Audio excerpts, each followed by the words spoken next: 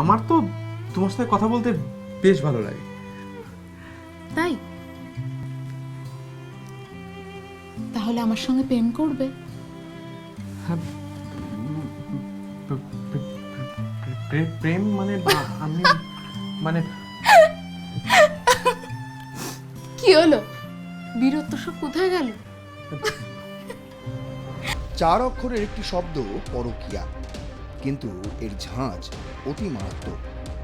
এক ছোবলে একটি সংসার জীবন যেমন তছনছ হয়ে যায়, তেমনি ব্যক্তি জীবন ও সমাজ জীবন হয়ে ওঠে দুঃসহ। অনেক সময় এই পরকীয়া অন্তিম পর্যায়ে পর্যন্ত ডেকে আনে। অনেকেই এই সমস্যায় ভুগছেন।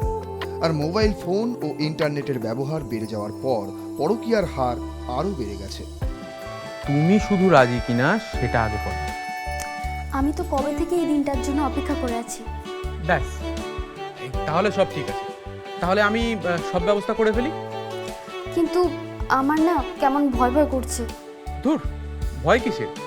আমি তো আছি। পাশ্চাত্যের মতোই আমাদের সমাজেও পরকীয়ার হার দিনকে দিন বেড়েই চলেছে। পরকীয়া মানুষ কেন করে? এরও রয়েছে নানা রকম কারণ। সংসারে অশান্তি, বিবাহিত জীবনে সুখী না হওয়া, স্বামী বা স্ত্রীর সাথে বনিবনা না থাকা ইত্যাদি কারণে বিবাহিত নারী ও পুরুষরা পরকীয়ায় জড়িয়ে পড়েন। তাই বলা যেতেই পারে পরকীয়া একটি মানসিক ব্যাধির নাম। আর আমাদের সমাজে অনেক নারী পুরুষ আক্রান্ত হচ্ছেন এই মানসিক ব্যাধিতে। বর্তমান সময়ে আলোচিত এই পরকীয়া ব্যাধির থাবায় এক মর্মান্তিক ঘটনা ছাড়খাড় করে দেয় হাওড়ার একটি পরিবারকে, যা শুনলে চমকে যাবেন আপনিও। যেহেতু হাওড়ার এই মামলাটি এখনও বিচারাধীন, তাই গোপনীয়তার স্বার্থে আর+ নিউজ স্বামী ও স্ত্রীর নামটি পরিবর্তিত করেই এই ভিডিওতে তথ্য উপস্থাপিত করছে।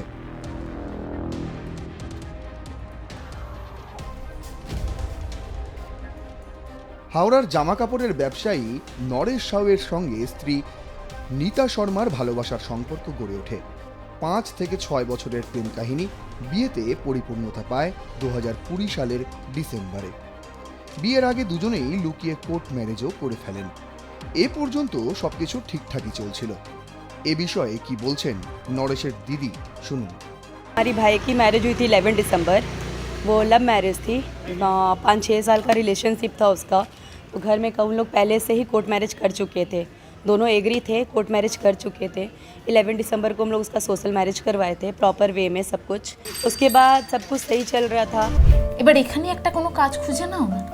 কিন্তু হঠাৎ করে দাম্পত্য সম্পর্কে বাধা হয়ে দাঁড়ায় অর্থ। নরেশের রোজগারে সন্তুষ্ট নন নীতা।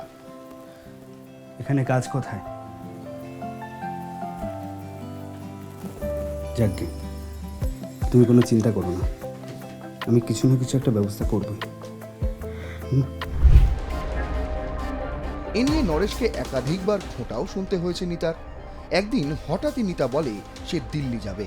2021-এর মার্চে নীতা দিল্লি যাবে বলে মন স্থির করে নেয়। নরেশও নীতার সঙ্গে দিল্লি যাবে বলে ঠিক করে ফেলে। কিন্তু বাদ সাধে নীতা। দিল্লি সে একাই যাবে। নরেশ এবং তার বাড়ির লোকেরা জিজ্ঞাসা করে দিল্লিতে কার কাছে যাবে। উত্তরে নীতা নানান সময় নানান কথা বলে। কোনো সময় বলে মা বাবার সঙ্গে দেখা করবে, কখনো বলে কাকুর সঙ্গে দেখা করবে, কখনো বলে ভাইয়ের সঙ্গে দেখা করবে। মানে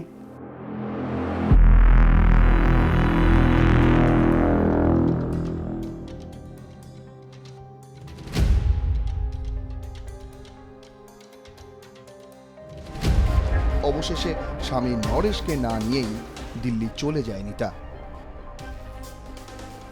वहाँ से कॉल करी है कि मेरे को दिल्ली जाना है, जस्ट बिकॉज ऑफ मेरे फैमिली से मिलना है मेरे को।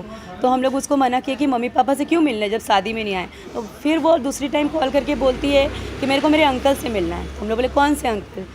तो फिर बोलती नहीं मेरे भाई से मिलना है। तो हम लोग बोले उसके भाई ने कभी कॉल नहीं किया। फिर वो फ़ोन कट करती है, उसके भाई कॉल करके बोलते हैं हाँ मेरी दीदी दिल्ली हम लोग से मिलने के लिए आएगी। उसके बाद पापा ने उसको एग्री कर दिया, ठीक है तुम दिल्ली जाओ। मेरे भाई ने बोला शादी के पहली बार जा रहे हो तो मेरे को भी साथ ले चलो। तो कहती है तुम क्या करने जाओगे? वहाँ जाके अपने एक फ्रेंड के घर में पीजी में रुकेंगे, तो तुम वहाँ क्या करोगे? तो मेरा भाई बोला ठीक है हम होटल में रुक जाएंगे। तो कहती नहीं तुम्हारे पास रुपया नहीं है, तुम नहीं जाओगे, तुम रहो यहाँ पे, तुम क्या करोगे? वो बहुत इंसिस्ट किया, मम्मी और छोटा भाई घर पे था, बहुत इंसिस्ट किया गया, वो नहीं रुकी। वो दिल्ली गई 31 को मार्च 2021 को वो दिल्ली गई यहाँ से बाई फ्लाइट। 2021-এর এপ্রিলে দিল্লি থেকে ফিরেই নরেশকে ডিভোর্স দিতে বলে নিতা, যা থেকে চরমে ওঠে দাম্পত্য কলহ। এরপর এপ্রিলেই কলহের মাত্রা আরও ছাড়িয়ে গেলে নিতার সামনে ঘরের সিলিংয়ে ঝুলে জীবন শেষ করে দেন হাওড়ার জামা কাপড়ের ওই ব্যবসায়ী নরেশ সাউ। স্ত্রী নিতা শর্মার বিবাহ বহির্ভূত সম্পর্কের কথা জানাজানি হতেই নাকি স্বামী স্ত্রীর মধ্যে গোলমাল শুরু হয়। আর আপনি সমস্ত ঝামেলা ঘাট থেকে নামাবার জন্য ছেলেটিকে পৃথিবী থেকে সরিয়ে দিলেন। না না, আমি কিছু জানতাম না। অভিযোগ ওঠে চোখের সামনে নিজের স্বামীকে শেষ হয়ে যেতে দেখেও তাকে বাঁচানোর চেষ্টা তো করেনি, উপরন্তু মোবাইলে স্বামীর শেষ সময়ের ভিডিও রেকর্ড করছিলেন নিতা।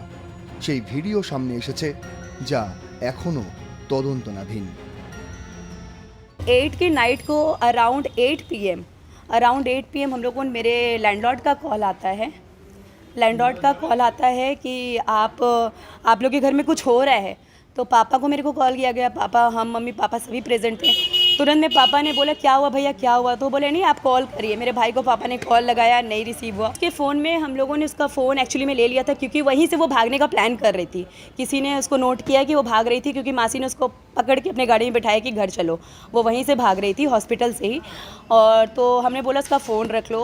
तो आज उसका फ़ोन हमने उसे पासवर्ड लेकर, जैसे भी वो पासवर्ड दे नहीं रही थी, आज तीसरे दिन हो गया है, तो पासवर्ड लेके हम लोगों ने उसका फ़ोन खोला है। तो गैलरी से सब कुछ डिलीट था। इवन आईफोन में रिसेंट वीडियो में रहता है, वो भी डिलीट था, डिलीटेड में। फिर गैलरी में हमें 1-2-4 वीडियोस मिले जो मेरे भाई उस दिन का था।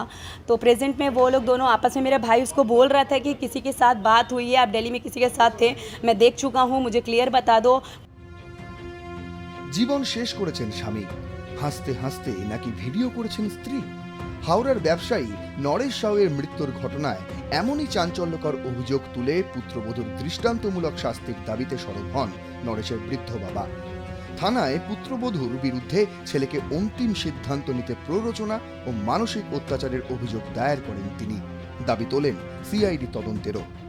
অভিযুক্ত স্ত্রী নিতাকে গ্রেফতারও করে পুলিশ, কিন্তু পরে তিনি বেকসুর খালাস পান। মৃতের বাবা ফের মামলা শুরুর আবেদন করেন।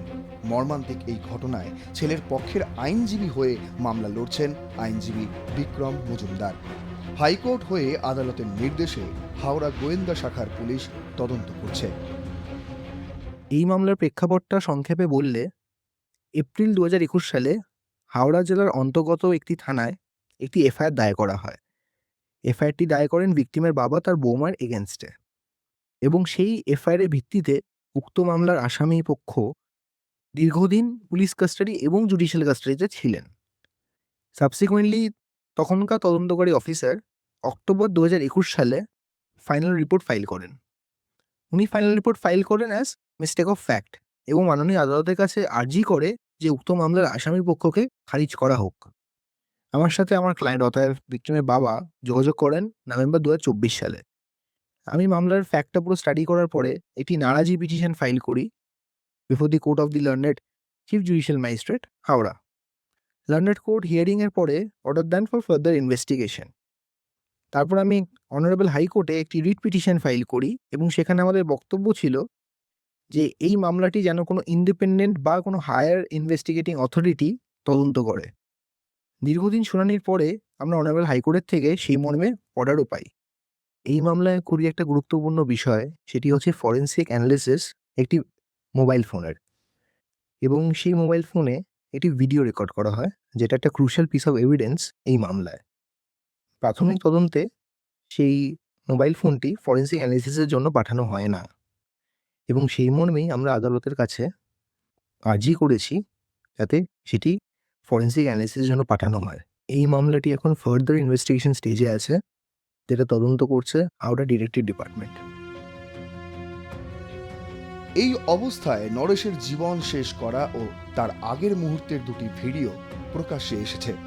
ভিডিওর একটিতে দেখা যাচ্ছে বিবাহ বহির্ভূত সম্পর্ক নিয়ে স্ত্রীর বিরুদ্ধে ক্ষোভ উগরে দিচ্ছেন নরেশ। অপর ভিডিওতে নাকি দেখা গিয়েছে নরেশের শেষ অবস্থার ভিডিও করছেন নিতা। ভিডিওগুলির পাশাপাশি সামনে এসেছে প্রেমিকের সঙ্গে অভিযুক্ত নিতার ঘনিষ্ঠ ছবিও। এখন সেগুলো বিচারাধীন, যার ফলে প্রায় ঠান্ডা ঘরে চলে যাওয়া মামলা ফের গতি পেয়েছে। এখন দেখার বিষয় নরেশের অন্তিম পরিণতির আসল কারণ কি, তার উত্তর কি পাবে পরিবার? মারা যাওয়ার খবর বোনের কানে গেলে আমি ওকেও ব্ল্যাকমেলের কথা বলে চুপ করিয়ে দিই, কিন্তু কিন্তু শেষ রক্ষাটা আর হলো না, তাই তো?